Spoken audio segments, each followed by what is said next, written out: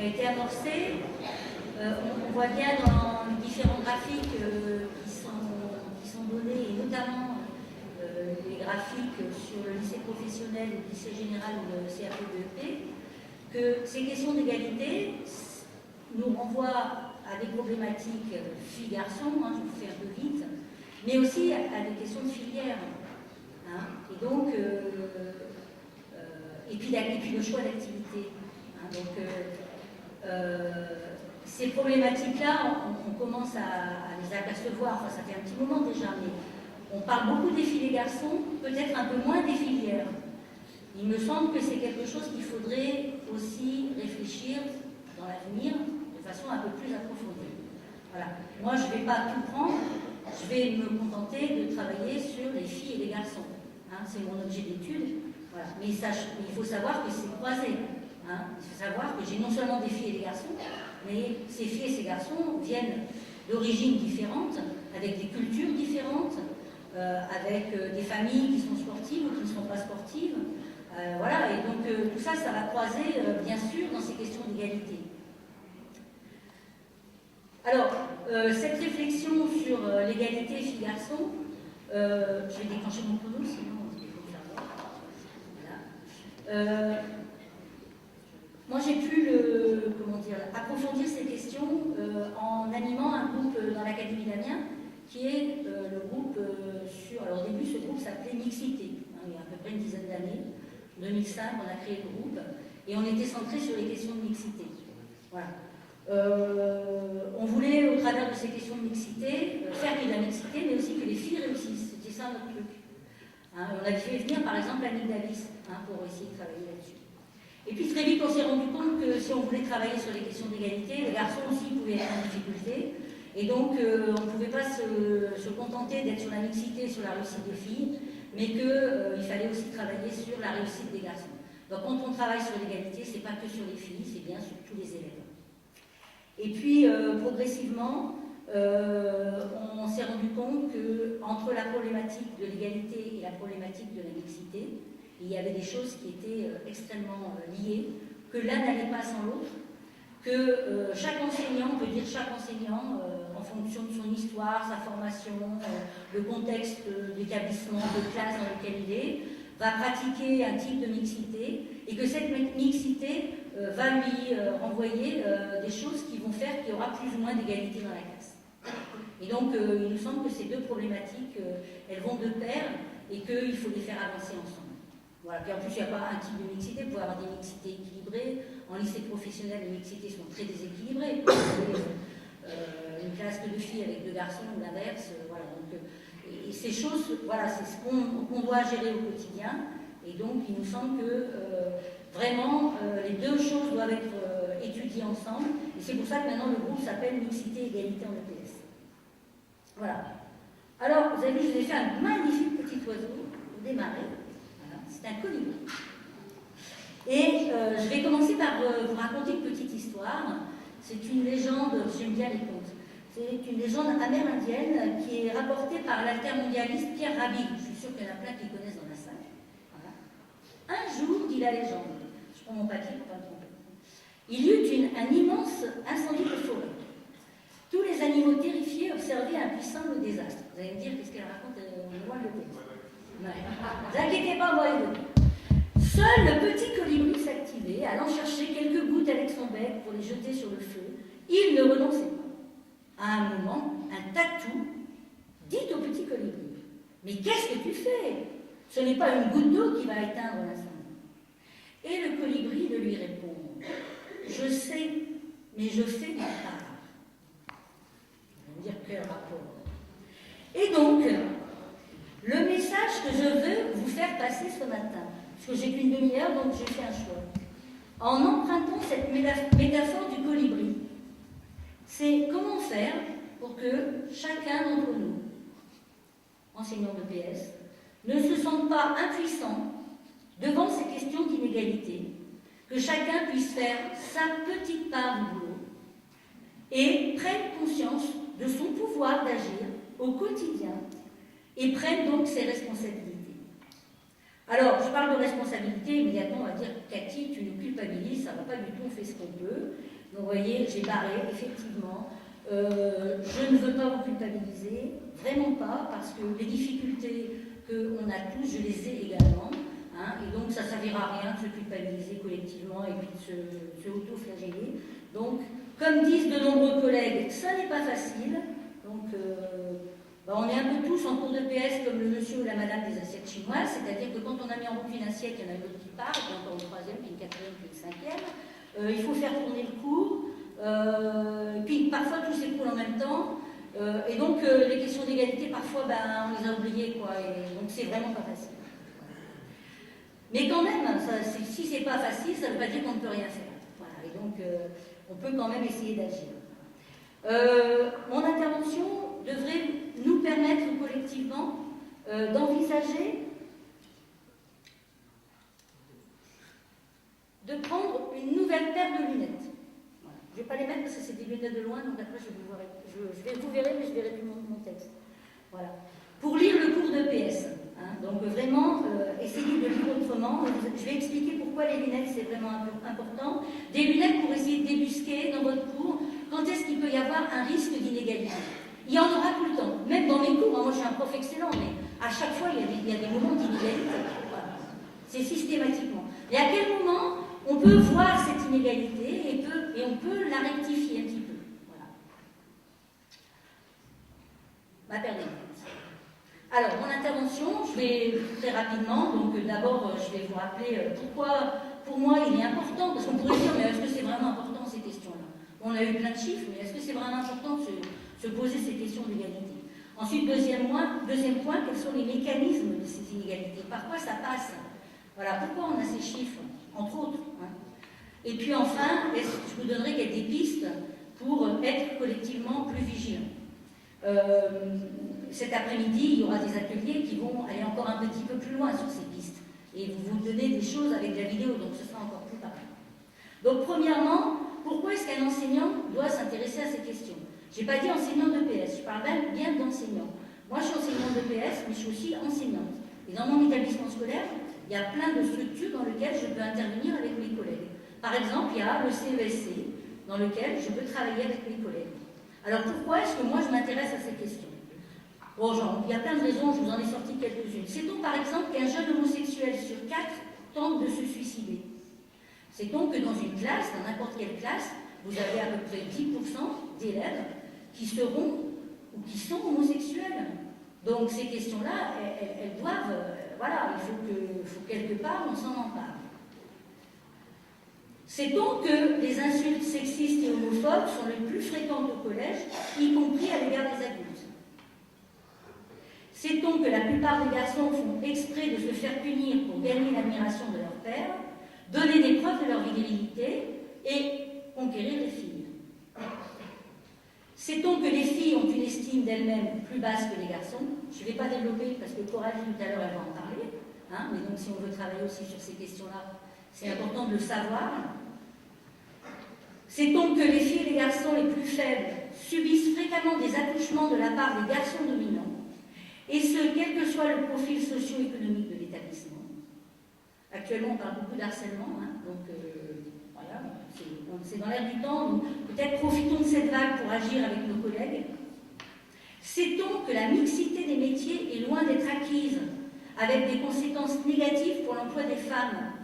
La mixité des métiers, normalement, on doit tous, en tant que prof principal, dès la 6e, commencer à travailler sur cette mixité des métiers, hein, pour changer les mentalités, et faire que nos élèves de 3e ne choisissent pas toutes les filles, hein, vont choisir que des filières féminines, et puis les garçons. Et les filles, alors, vont être les premières victimes, parce qu'il y a dans leur représentation, elles vont choisir des métiers dits plus féminins, alors qu'il y a plein d'autres métiers qui pourraient les intéresser, et qui permettraient qu'elles ne soient pas au chômage derrière. Voilà, donc on a un rôle à jouer là-dessus, en tant que prof principal. Et sait-on, alors bon, là on a parlé de PS, qu'en 2011, 77% des filles et 67% des garçons ont le baccalauréat. Donc là, ce qu'on vit en EPS est inversé dans les autres disciplines. Hein. Et donc quand nous on s'interroge sur la question d'une moindre note pour les filles, est-ce que dans les autres disciplines on se pose cette question-là? On devrait pouvoir se la poser. Pourquoi autant d'échecs chez les garçons? Alors, il y a un texte qui peut nous aider à faire bouger les lignes dans l'établissement scolaire. C'est une convention interministérielle, elle a été signée déjà en 2000, mais elle est restée lettre morte. Et elle vient d'être re-signée avec des recommandations un petit peu plus poussées, et puis des expérimentations qui ont lieu actuellement dans le primaire. Ça s'appelle ABC Égalité, je ne sais pas si vous avez entendu parler. Cette convention interministérielle, elle donne 3 axes. Le premier axe, acquérir et transmettre une culture de l'égalité entre les sexes. Le deuxième axe, renforcer l'égalité au respect mutuel et à l'égalité entre les filles et les garçons, les femmes et les hommes. Et le troisième axe, s'engager pour une plus grande mixité des filières de formation à tous les niveaux d'études. Je vous engage à aller lire, vous tapez sur Internet, vous allez la trouver. Allez la lire, cette convention. Les étudiants au CAPES, il faut que vous la connaissiez, pas par cœur, mais que vous sachiez qu'elle existe, qu'elle donne des recommandations. Elle ne va pas, seule la convention ne fera rien s'il n'y a pas des acteurs derrière. Je vous ai mis en rouge, j'ai extrait juste une chose. Sur l'axe 1, on trouve intégrer les actions de formation à l'égalité et de déconstruction des stéréotypes sexistes dans la formation continue des personnels enseignants d'éducation et d'orientation. Donc moi, quand j'ai lu ça, j'ai dit à Joël Dubois, cette année, on fait un travail sur l'égalité filles-garçons. Voilà, il m'a dit oui. Enfin, vous n'avez pas le choix. Il faut être convaincant parfois, Noël. Alors, pourquoi maintenant un enseignant de PS doit-il s'intéresser à ces questions? Alors, les cartes de notes, je vais pas revenir. Révélateur. Est-ce qu'il est révélateur que les filles seraient moins en réussite? J'en suis pas sûre, moi. J'en suis pas sûre. Moi, je vois des filles qui ont parfois une moins bonne note avec certains collègues, et puis quand je les retrouve pas forcément en échec. Voilà. Et après, tout dépend de ce qu'on appelle la réussite ou l'échec. Ça se traduit effectivement avec une note moyenne. Mais voilà. Donc c'est là qu'il y a à s'interroger. Et puis autre chose, il faut relativiser, puisque la moyenne, elle est autour de 13. Dans les autres disciplines, l'échec, c'est pas avec une note au-dessus de la moyenne. Alors, il y a une deuxième chose qui me paraît importante, c'est la question de la santé publique. On a des filles qui pratiquent statistiquement moins. En France, les femmes ont 2 fois moins accès que les hommes à la pratique sportive dans certains territoires, et seuls 20% des femmes font du sport dans les clubs. Alors, elles peuvent en faire en dehors, sur des pratiques voilà, pour elles-mêmes, mais voilà, c'est quand même des chiffres qui ne sont pas à négliger. Et surtout, il me paraît important qu'en tant qu'enseignant de PS, mais aussi en tant qu'enseignant, nous apprenions à lutter contre les stéréotypes sexués pour parvenir à l'égalité réelle. On peut prendre toutes les mesures que l'on veut. Je vais prendre juste une. La mesure sur les textes sur la parité. Il y a eu des débats il y a quelques années sur la parité. Donc il y a eu des mesures qui ont été prises pour que quand on vote, voilà, il y ait des listes mixtes avec des hommes, des femmes. Il y a même des amendes qui sont mises à certains gouvernements. Bon, est-ce que ça fait avancer les choses? Oui, peut-être. Mais ce qui fera réellement avancer les choses, c'est qu'on change, que notre société avance du point de vue des mentalités, des stéréotypes. C'est ça qui fera avancer les choses. Là, on est obligé de prendre des mesures, mais voilà, c'est ça qui va faire avancer les choses. Voilà, et donc, qu'est-ce que ça veut dire pour notre discipline? Lutter contre les stéréotypes, et pourquoi? Pour les élèves, ça va être permettre aux filles et aux garçons de s'émanciper. J'ai beaucoup vous parlé de ce terme, s'émanciper. C'est-à-dire s'autoriser à vivre toutes les expériences sportives et artistiques, qu'elles soient connotées plus masculines ou plus féminines. Vous annoncez à une classe qu'on va faire de la danse, vous avez des élèves qui vous disent « Ah non, pas la danse !» Les garçons « Ah non, non !» Vous annoncez à certaines classes que vous allez faire du rugby, vous avez des filles « Ah non, pas le rugby !» Donc déjà là, le fait de leur faire pratiquer ces activités-là, c'est un petit pas vers l'émancipation. Mais ça ne suffit pas, bien sûr. Après, il faut qu'elles sortent de la fin du cycle en disant « Mais c'était génial le cycle de rugby !» Voilà, c'est ça l'émancipation. Et donc là, il y a plein de mécanismes qu'il va falloir mettre en place. Et ça passe par la question des stéréotypes. C'est apprendre à nos élèves à être simplement soi, en ne laissant pas s'enfermer dans des carcans et des rôles prédéterminés et inégalitaires. Pour l'enseignant, c'est-à-dire pour nous, c'est apprendre à regarder les filles et les garçons comme étant tous et toutes capables de réussir dans tous les domaines. Tous nos élèves sont éducables. Même l'élève fille qui arrive avec 5 minutes de retard, qui est resté dans les vestiaires, qui traîne la patte, qui n'a pas accroché ses cheveux, qui n'a même pas sa tenue, voilà, qui n'a pas forcément envie, parce que voilà, aujourd'hui elle n'a pas envie, qu'elle a ses règles, et puis etc. Voilà, je vous dresse le tableau. À un moment donné, on va quand même pas que c'est facile. Moi-même, j'ai des difficultés. Mais ils sont tous et toutes médicales. Si on ne croit pas à ça, on n'y arrivera pas. Et puis, pour l'enseignant, je vais prendre l'exemple de la notation, noter les filles et les garçons en relativisant, Joël en a beaucoup parlé ce matin, le poids des qualités physiques, des performances au regard des compétences à acquérir. Plus, alors là vraiment je voudrais insister parce que chaque fois que je parle de la question d'égalité filles-garçons, on me dit mais oui mais c'est bon ça Cathy, il suffit que tu fasses une bonne différenciation pédagogique et puis c'est bon, moi je sais différencier. Je dis oui et je dis non. Oui bien sûr la différenciation pédagogique, il faut la faire pour tous nos élèves.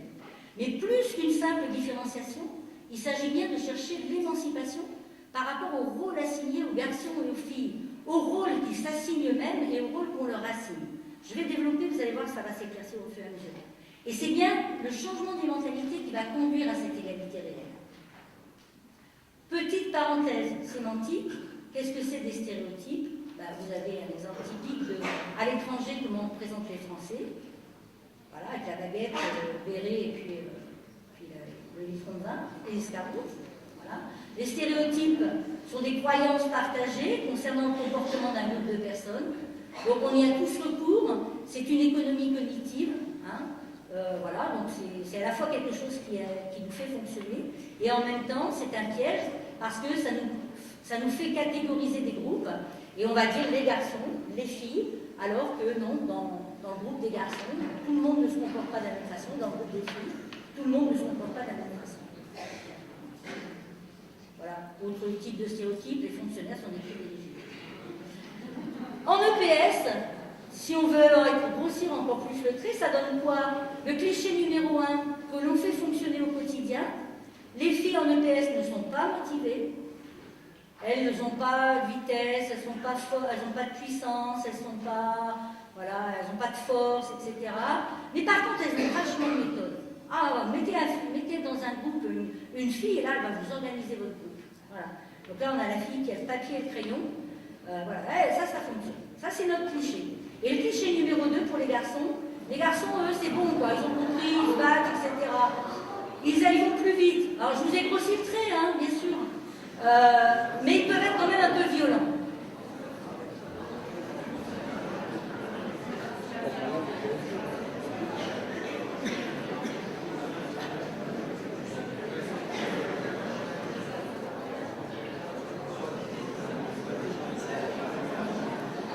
Et ça, c'est de compter dans les 30 minutes, j'ai une minute de plus. Hein, parce que j'avais pas prévu ça pour chrono.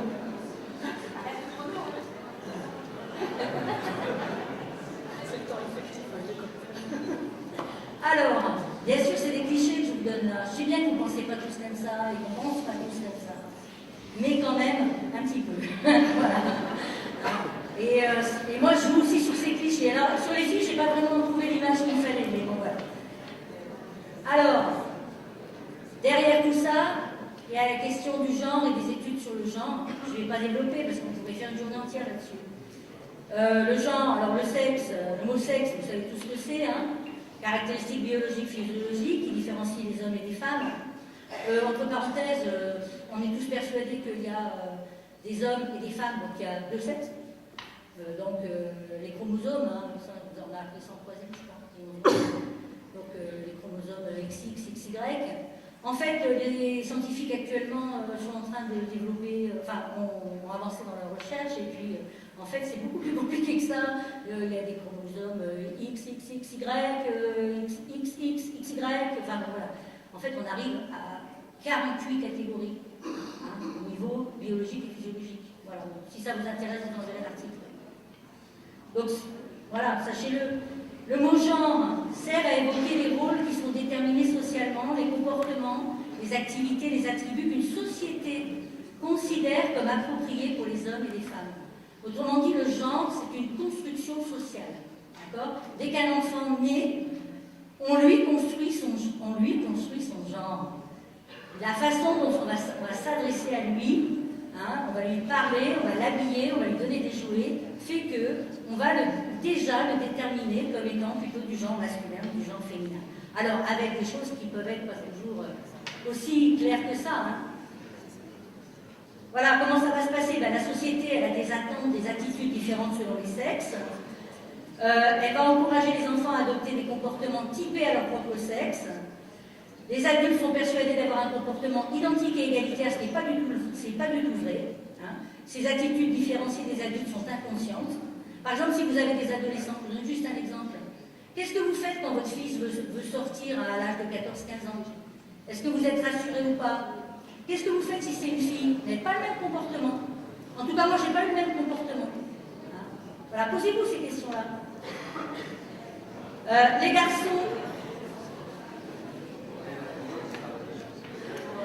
Les garçons sont beaucoup plus découragés que les filles par les adultes à participer à des activités de l'autre sexe. D'accord? Et enfin, petit à petit, les enfants intériorisent ce qui est masculin et féminin dans leur environnement. C'est très tôt tout ce que je vous dis là. Hein. Ça se passe à 2 ans. À 2 ans, il y a plein de choses qui existent déjà. À 4 ans, l'identité sexuelle, elle est déjà construite. Ce qui ne veut pas dire que chez nos adolescents, on ne peut pas leur faire prendre conscience que les choses peuvent changer.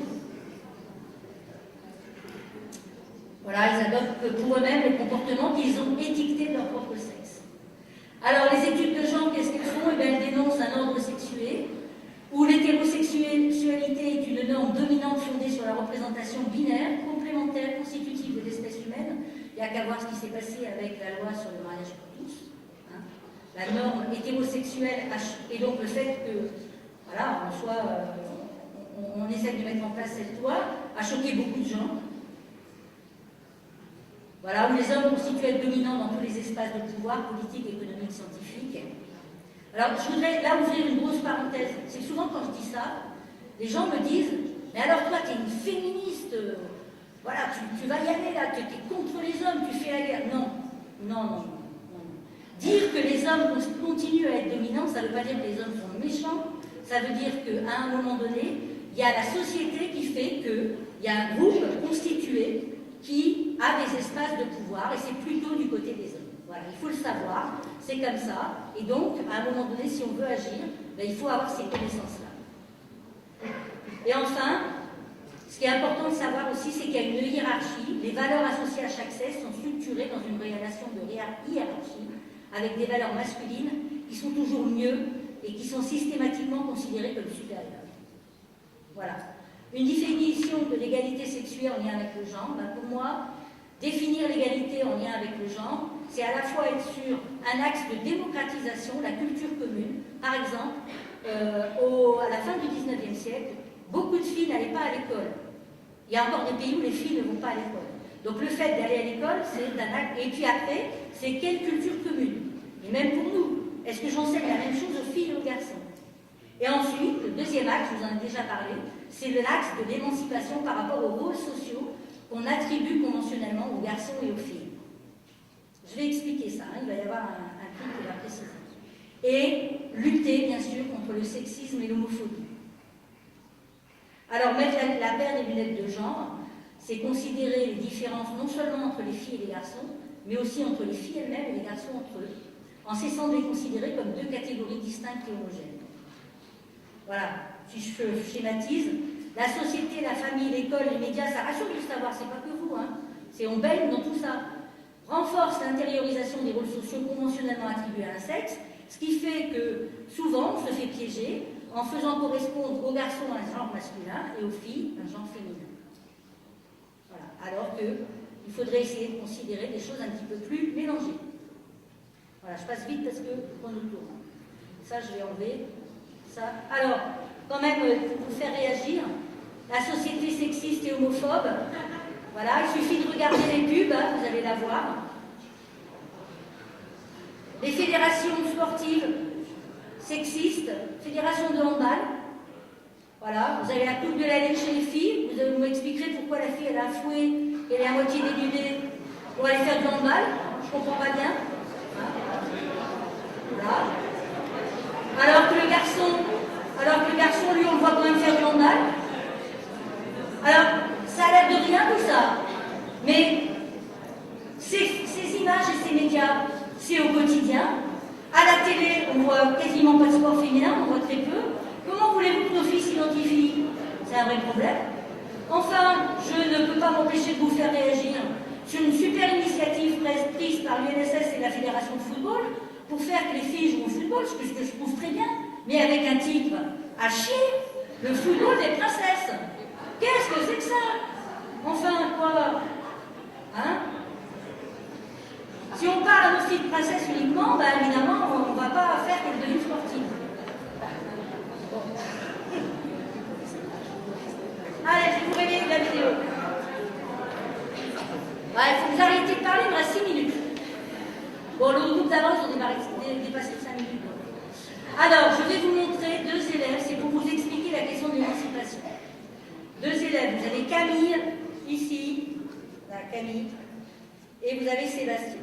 Voilà. Ils font du volleyball, c'est pas un match, c'est une situation, ils sont en compétence de niveau 2, et donc c'est une situation où vous avez en face, on ne les verra pas parce que la caméra a été mise sur ces 2 élèves, vous avez en face 2 élèves qui ont chacun un ballon et qui ont comme tâche d'envoyer un ballon sur Camille, la fille qui est au fond du terrain, voilà, elle n'est pas vraiment au fond, mais normalement elle devrait être au fond, d'accord? Donc il y en a un qui envoie une balle, Camille doit renvoyer la balle à son passeur, le passeur envoie la balle à Camille et Camille est censée attaquer, d'accord? Dès que Camille a renvoyé la balle de l'autre côté du terrain, elle doit se reculer et immédiatement il y a le numéro 2 de l'autre côté qui lui envoie une balle. Est-ce que vous avez compris? Ah, super. Voilà. Alors Camille, en 4e, elle n'avait pas une super note, elle devait avoir 12, je crois, à peu près. Hein, voilà. Sébastien, je ne sais pas. Voilà. Mais on va s'intéresser à Camille, hein, parce que bon voilà, j'ai fait un choix. Et mon idée, c'est de vous faire comprendre en quoi cette situation, elle va permettre à cet élève Camille de s'émanciper de ce qu'elle fait habituellement. Parce que, je vais ouvrir une parenthèse, quand on fait du volleyball sans se préoccuper des élèves, ce qui se passe, c'est que souvent, et qu'on met 2 élèves à jouer comme ça, on n'a pas la fille au fond du... Si, on a la fille au fond du terrain, pardon, mais on a le garçon de filet qui renvoie les balles, comme ça. Et puis la fille, de temps en temps, elle en a une, mais comme elle n'était pas prête parce qu'elle n'avait pas de balle, elle ne la touche pas, et elle se fait insulter par son copain. D'accord? Voilà. Et donc, souvent, les filles, elles sont mises dans ces rôles, des rôles où finalement, elles ne font pas grand-chose, quoi. Moi, ce qui m'intéresse, c'est que cette fille, elle devienne attaquante. En plus, ça tombe bien parce que la compétence de niveau 2, c'est ça. La compétence de niveau 2, c'est d'accélérer les attaques en volleyball. Voilà. Donc, vous allez voir ce que ça donne et vous allez me dire si vous la validez. Ah, zut. Ah, zut.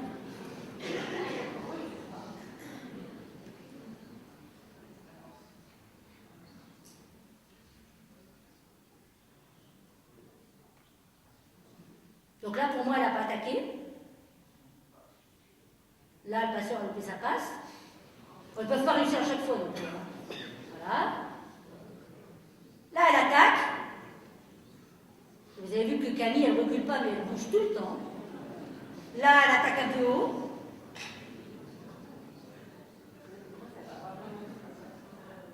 Là, elle attaque. Alors, elle ne se matche pas, on est d'accord. Hein. Elle attaque à 2 mains.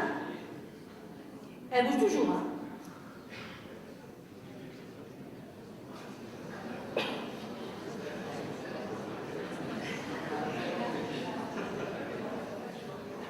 Elle attaque encore. On peut dire que son attaque n'est pas terrible.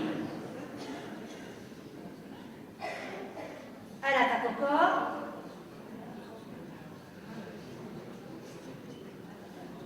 Voilà la raison finie. Il y en a un qui me fait suer là, puis un milieu. Et vous avez vu comme elle est essoufflée là, hein. Elle dit qu'elle est allée enfiler. Elle attaque, alors mal, on est d'accord, et elle se recule pas assez. Alors bon, vous la validez, vous la validez pas? Là, on peut la valider. Alors, bien sûr, je ne peux pas passer la vidéo inverse. Si vous venez à l'atelier cet après-midi, vous verrez Sébastien dans l'autre rôle. Parce que ce qui est important, c'est que Sébastien, lui, il a aussi travaillé sur l'émancipation par rapport aux gens, puisque lui, il s'est mis au service de sa camarade. Hein, il a été dans un rôle de coopération pour qu'elle puisse être dans de bonnes conditions pour pouvoir attaquer. Mais ensuite, on a la situation inverse, où Camille est à la passe, et où Sébastien est au match. Camille, je lui ai mis 15. Voilà, vous me direz si, voilà, tout à l'heure, vous pourrez me dire si vous pensez que c'est une bonne note ou pas, ou si c'est trop bon. Camille, si je la mets dans ma classe, Camille, si je la mets devant des garçons qui ont plus de puissance, elle peut toucher beaucoup moins de balles que là. On est d'accord? Parce qu'elle va moins se reculer, etc. Mais par rapport à la validation de la compétence, pour moi, elle est validée, hein, elle attaque, elle se déplace, elle est sur les balles. Et par rapport, si je minimise la performance, là j'illustre, hein, je crois qu'il me semble que j'illustre, non? C'est bon, j'ai une bonne note avec mon idée.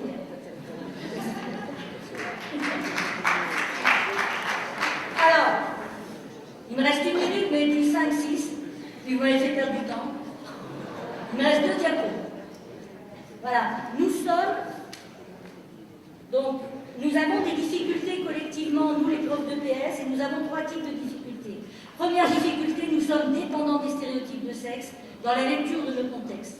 Deuxième possibilité, nous n'avons pas toujours conscience des risques discriminatoires connus dans la classe. J'en ai pas parlé ça, mais bon, voilà. Et la dernière difficulté, nous sommes aussi victimes de nos émotions, de nos valeurs et des identités qui se passent. Je vais expliquer, vous allez me comprendre. La première difficulté, j'en ai beaucoup parlé, c'est qu'il faut qu'on apprenne à passer de juger à lire. Juger, c'est les stéréotypes, et lire, eh bien, c'est lire l'activité des élèves. Par exemple, quand on fait jouer des élèves en sport collectif, disons rugby, on peut voir des filles, si on les fait jouer en mixité, même si on a aménagé un petit peu, on peut voir au début des filles, un prof qui regarde comme ça, il va vous dire « Oh, elle n'est pas motivée, elle se débarrasse de la balle. Dès que ça lui arrive, elle se débarrasse de la balle. » Si on regarde avec... si on regarde avec la paire de lunettes, moi je l'ai fait avec des vidéos que j'ai arrêtées sur image. La fille, elle se débarrasse, elle fait ça vraiment, comme ça en arrière. Et elle ne se débarrasse pas de la balle à n'importe quel moment. Elle se débarrasse de la balle quand il y a une charge qui arrive sur elle. Et c'est vrai en handball, c'est vrai dans d'autres activités. Quand il y a quelqu'un qui arrive vite sur elle, là elle fait ça parce qu'elle accepte. C'est ça l'activité des élèves. Et pas parce qu'elle n'est pas motivée.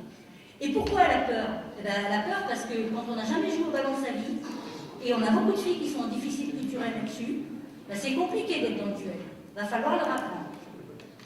Voilà. Bon. Je ne développe pas plus, cet après-midi je développerai dans l'atelier. Deuxième chose, la non-conscience des risques discriminatoires. Donc là, sur le groupe mixité, on essaye de travailler, d'expérimenter des formes de pratiques scolaires qui soient mixtes et émancipatrices. Voilà. Je vais développer après, sur ma dernière diapo. Et enfin, dernier axe, la question des émotions et des valeurs. Qu'est-ce qui se passe dans un cours de PS quand on voit une fille ou un garçon, soi-disant pas motivé? Ça nous met mal, on n'est pas bien, ça nous énerve. Moi, je suis vénère, comme disent les élèves. Franchement, ça m'arrive encore. Et quand je suis énervée, qu'est-ce que je fais? Je lui gueule dessus. Donc, c'est pas la solution. Donc, je pense qu'il faut qu'on apprenne à avoir une attitude empathique, parce que cet élève qui est soi-disant qui n'est pas motivé, avoir une attitude empathique, ça veut dire apprendre à se mettre à la place de cet élève. Essayer de comprendre pourquoi il y a ce regard de non-motivation, enfin, que nous, on ait ce regard de non-motivation. Et ensuite, quand même, ne pas transiger. Être cette double attitude exigeant et empathique. Exigeant, c'est la tenue, c'est dans 5 minutes les filles. Hein. Voilà, entre autres. Hein, et puis il y a du travail à faire. Qu'est-ce que tu fais à 6 heures? Tu te lèves. On finit trop. Voilà. Et puis, dernière chose, toujours sur l'attitude, je ne vais pas développer, mais la question des insultes. Les insultes sexistes et homophobes. Nous avons à réagir pour protéger les élèves qui reçoivent ces insultes. Je ne vais pas développer comment on peut réagir, mais il faut le faire. C'est extrêmement important. Je termine sur une dernière diapo pour expliciter l'axe numéro 2. Voilà, l'axe numéro 2, les formes de pratiques scolaires. Voilà. Qu'est-ce que c'est expérimenter et mutualiser des formes de pratiques scolaires mixtes et émancipatrices? Pour moi, le premier élément qui est essentiel, c'est accéder à la culture sportive et artistique, j'ai oublié d'ailleurs, par un ciblage des mêmes objets d'enseignement. Vous avez vu dans l'Académie d'Amiens, sur la FPC, on travaille beaucoup là-dessus. On s'inspire d'ailleurs des cahiers du Cèdre. Hein, c'est notre, voilà, on met ça sur une table de chevet, puis on met ça tous les soirs. C'est parce qu'on combat notre tendance de profs de PS à être beaucoup trop exhaustifs. Plus on va multiplier les objets d'enseignement, plus on met du flou dans le cours, et plus les élèves faibles, dont une majorité de filles, vont être en difficulté parce que on leur apprend trop de choses et du coup ils n'apprennent plus rien. Ça, c'est vraiment le premier axe. Le deuxième axe, c'est qu'il faut trouver une forme de pratique scolaire qui soit signifiante pour tous les élèves, que ça ait du sens. Alors, voilà, c'est la question de, qu'est-ce qui donne du sens? On pourrait se dire, mais après tout, quand les filles, elles finissent un match de volley, elles ne savent même pas qui ont gagné, qui ont perdu, donc il n'y a que les garçons pour qui ça a du sens. Alors moi, il me semble que c'est pas tout à fait vrai cette histoire-là. On peut effectivement avoir un certain nombre d'élèves qui sont intéressés par le résultat du match, c'est pas forcément que des garçons, il y a aussi des filles. Mais ensuite, le sens, il n'est pas que de ce côté-là, de j'ai gagné, j'ai perdu. Le sens, il peut se construire aussi parce qu'on donne des doubles scores, des bingos, je sais pas moi, par exemple, vous faites en volley, on fait un match, mais si jamais la balle tombe par terre dans le match, l'équipe qui a laissé tomber la balle par terre, elle redémarre à zéro. Faites ça, vous allez voir, là, il va y avoir un super sens dans le truc, quoi. C'est au niveau anthropologique, il faut réfléchir là-dessus. Il faut que ça ait du sens pour les élèves. Donc il faut chercher, parfois c'est pas évident. Parfois c'est, ils n'ont pas envie, mais il y a sûrement des formes de pratique qui permettent aux deux genres, j'ai envie de dire, à fonctionner. Le troisième point, c'est jouer sur les règles pour rendre le jeu en mixité équitable. Voilà. Pour aller vite, si vous faites du handball mixte, la mixité a été possible, vous les mettez sur le même terrain, mais vous avez quand même des élèves qui monopolisent fort le ballon. Si vous dites le but des filles qu'on boule, c'est pas terrible ça. Pas terrible parce que d'abord la fille elle va se mettre devant le truc, elle n'aura pas forcément la balle, mais si on lui passe et qu'elle loupe le but, elle va se faire lyncher. Et donc en plus les garçons pour eux c'est injuste, donc ils ne comprennent pas, c'est à la fois vous stigmatiser et puis les élèves ne vont pas comprendre. Donc il faut trouver des règles qui soient plus adaptées, il y en a plein, plein de règles, mais bon, par exemple si vous dites à l'ensemble de la classe à un moment donné qu'on limite à 1 ou 2 dribbles par personne, vous aurez peu de garçons qui vont vous faire tout le terrain en 1 ou 2 dribbles. Les dribbleurs fous, vous avez tout de suite. Mais après, il y a plein d'autres choses à faire sur comment on tire, etc. Enfin bon, je ne vais pas développer, mais essayez de trouver des règles équitables sans partir dans de la discrimination positive. Voilà. Quatrième chose, je l'ai parlé tout à l'heure, faire endosser sur la durée tous les rôles.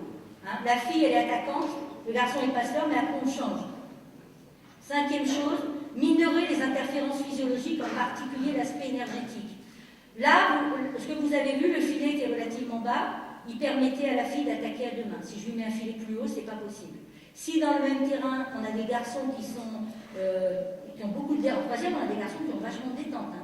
Peut-être qu'on peut essayer de bricoler un filet bas, et puis pour certains élèves, on ne va pas dire les filles et les garçons, c'est de l'autodétermination, ils choisissent.